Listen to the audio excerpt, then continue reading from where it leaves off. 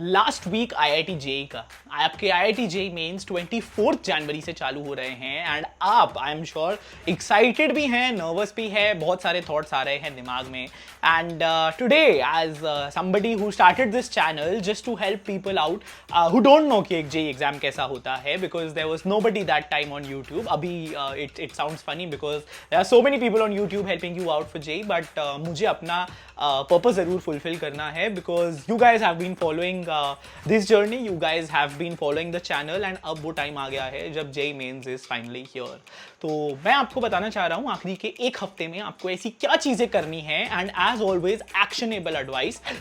मैंने क्या किया था अपने आखिरी एक हफ्ते में, आप क्या कर सकते हैं so that you are polishing everything that you have been doing. अच्छे से आप मचा रहे होंगे अपने जेई मेंस में, सब डिस्कस कर रहे होंगे हम इस वीडियो में। व्लॉग्स चालू हो चुके हैं चैनल पे, छोटे व्लॉग्स हैं ताकि आप रोज देख पाओ। मनाली के ट्रिप के व्लॉग्स हैं। Use this as a motivation to get into IIT and trust me good stress buster भी हैं ये, तो जरूर इनको देखो आप। Let's quickly get started with this video.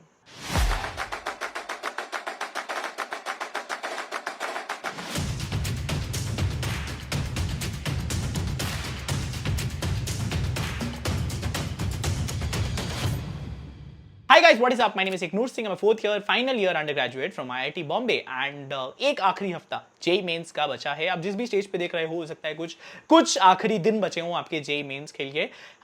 तो बहुत ज़रूरी है मेरे को आपको बताना कि last week what to do in JEE mains 2024। सबसे पहले तो मैं आपको बता दूं यार कि मेरा दिन कैसा दिखता था जेई मेंस के लास्ट के एक हफ्ते में या लास्ट के कुछ दिनों में। I used to do a mock test every day and I have talked out the importance of this यार। अगर आप एक मॉक टेस्ट डेली देते हो तो आप उस हैबिट में चले जाते हो। मेरा स्लॉट 2:30 टू 5:30 वाला स्लॉट था जेई मेंस 2020 में एंड मैं उसी स्लॉट में अपना मॉक टेस्ट देता था। उसकी बाकी की शाम को मैं पेपर को एनालाइज करता था। जो गलतियां हो जाती थी उन गलतियों को मैं रिव्यू करता था, वो वाला चैप्टर खोल लेता था एनसीईआरटी से या फिर अपनी बुक्स में से, कोचिंग की बुक्स में से, एंड उसको रिवाइज करता था, पढ़ता था ताकि वो वाली गलती मुझसे फिर ना हो। एंड मैं एक छोटे से नोटपैड जो मैं मेंटेन करता था उस पर लिख लेता था कि मैंने क्या गलती की थी, ताकि लास्ट डे पे, लास्ट कुछ दिनों पे उस नोटबुक से मैं देख के पता लगा लूं कि क्या गलतियां मॉक टेस्ट में हुई हैं एंड फाइनल डे पे मुझे कौन सी गलती नहीं करनी। This is a great tip, a great habit and has help me a lot and can help you too. तो जरूर ये करो आप अपने मॉक टेस्ट के स्लॉट वाले टाइम, भले ही कितना भी सिलेबस हो गया है, बिकॉज आखिर में आपको एक असली पेपर देना ही है आफ्टर दीज 7 days और सो। तो व्हाई नॉट गिव इट अभी, ट्राई टू फाइंड आउट आप क्या गलतियां कर रहे हैं। अगर आपके पढ़े हुए टॉपिक में से वो क्वेश्चंस हैं तो आप रिवाइज कीजिए उस टॉपिक को, अगर वो गलत हुए हैं सोल्यूशन देखिए आप अपने पेपर का कि कहां आपने गलती करी है and try to find out how you can not do that mistake in the final paper and note it down ताकि आप आखिरी दिन पे देख पाओ। तो वो पेपर करता था, उसको मैं रिव्यू करता था और ऐसे पढ़ाई करता था। एंड सुबह के टाइम को मैंने रखा हुआ था पीसीएम, 2-2 घंटे, 1-1 घंटा, 1.5-1.5 घंटा, जितना भी टाइम मेरे को पढ़ने का मन करता था before the exam, before the mock test. उसमें मैं अब आपको बताता हूँ मैं क्या क्या करता था। बात करूँ मैं फिजिक्स की, अगर फिजिक्स में I used to solve a few question जो एनटीए के पिछले पेपर्स के ही होते थे, बिकॉज मैं मॉक टेस्ट इवन दो मैंने बहुत सारे करे थे, मैंने सारे पेपर्स कंप्लीट नहीं कर पाया था। तो जितने भी पेपर्स बचे हुए थे मेरे पास उसकी एक बुक थी, तो मैं उस बुक से प्रीवियस ईयर क्वेश्चन सॉल्व करता था फिजिक्स के एंड 10-10 क्वेश्चन के मैं सेट लगाता था एंड उन क्वेश्चंस को फिर मैं लास्ट में चेक करके उनकी गलतियां देखता था। जो मैं खास करके उन टॉपिक्स का करता था जो मेरे को स्ट्रांग नहीं लगते थे अपने, जहां पे मुझे लगता था हमेशा मैं गलतियां कर रहा हूं शाम वाले मॉक टेस्ट में।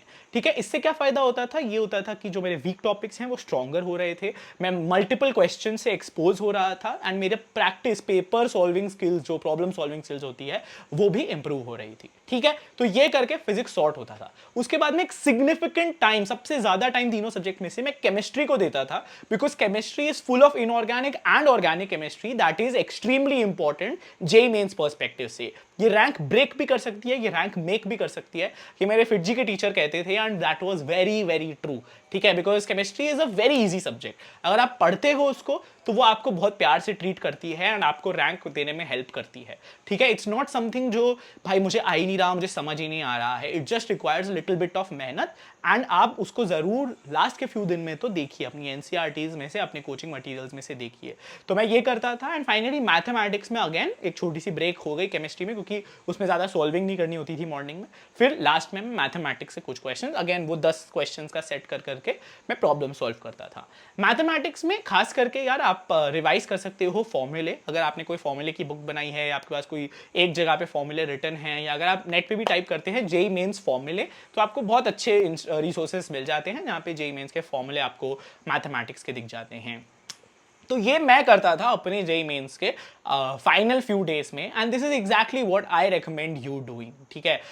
बिकॉज यार आप ये याद रखिए कि आप जो देने जा रहे हो वो at the end is a set of questions which you have to solve in a specific amount of time, and you are only being tested on your knowledge and your speed under pressure. तो आप किस speed से अपनी knowledge को apply कर सकते हो, ये चीज, और अंडर प्रेशर, अंडर स्ट्रेस, ये चीज एक इंजीनियर को रियल लाइफ में भी करनी पड़ती है, and hence the joint entrance examinations are testing this. तो आपको एग्जैक्टली ये चीज को अंडरस्टैंड करना है।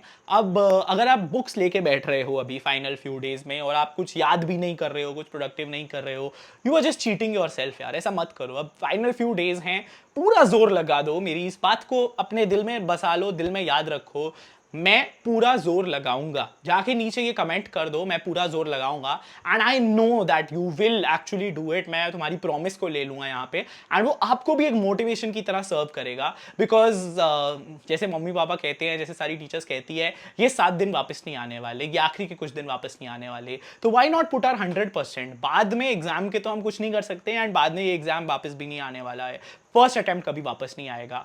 एंड ट्रस्ट मी, ये हमेशा मैंने आपको बोला है कि जो फर्स्ट अटेम्प्ट में फोड़ देता है उसकी लाइफ बहुत चिल हो जाती है, उसको फिर आराम से आईआईटी के लिए प्रिपेयर करने का टाइम मिलता है, एंड काफ़ी चिल तरीके से वो अपना दूसरा अटेम्प्ट भी दे सकता है। एंड कई बार वो दूसरा अटेम्प्ट और अच्छा हो जाता है क्योंकि अंडर स्ट्रेस नहीं होता, वो उसने ऑलरेडी फर्स्ट अटेम्प्ट में कर लिया होता है। एंड डोंट वरी अगर आपका सब सिलेबस पूरा नहीं हुआ है, it's not to demotivate you, लेकिन अगर हो गया है और आप थोड़ा और जोर लगा के और अच्छा कर सकते हो, तो लेट्स पुट इन दैट जोर, let us actually do very very well, and अपने आप के साथ 100% ऑनेस्ट होके हम जेईई मेंस 2024 फोड़ते हैं। तो that is it from my side. Hopefully ये सारी एक्शनेबल एडवाइस आप यूज करेंगे and this helps you in your JEE mains 2024 examination. आने वाली वीडियो भी बहुत हेल्पफुल होने वाली है आपकी, तो सब्सक्राइब कर लीजिए आप अगर आपको इस जर्नी में मेरे साथ जुड़ना है एंड आपको बनना है अपना बेस्ट वर्जन जेईई के लिए। Thank you so much for tuning in, stay safe, stay healthy, keep preparing and मचाते रहो। बाय।